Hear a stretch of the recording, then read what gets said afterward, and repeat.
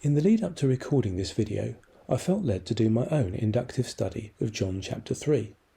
In John 3, Nicodemus visits Jesus by night to ask him some thorny questions and gets more than he bargained for. An inductive study uses a simple workflow to study a Bible passage. It's become well known because of the way it encourages Christians to mark up their Bibles with all kinds of highlights, which sometimes look like doodling.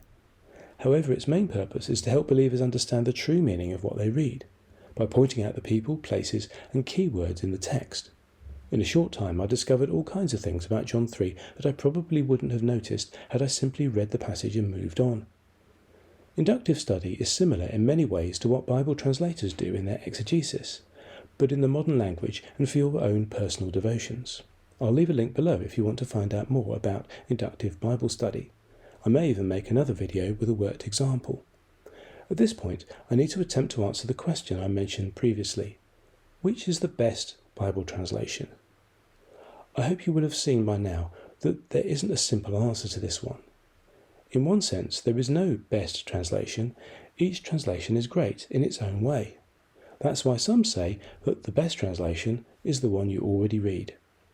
However, I think it's crucial to understand the differences between different Bibles and that each Bible has a different purpose.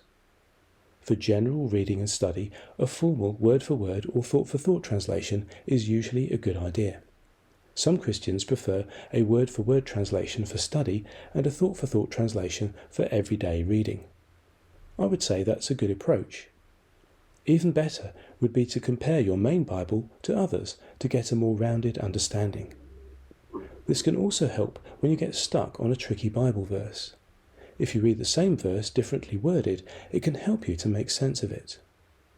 Paraphrases still have value in that they can present a fresh approach to many Bible passages and make us think again about what may have become overfamiliar. But be careful not to use a paraphrase as your main Bible, because you may miss the true meaning of the text or misapply it to your life. That said, feel free to read one alongside a more formal translation to help you better understand the application of God's Word to the modern world, and in some cases bring it more to life for you.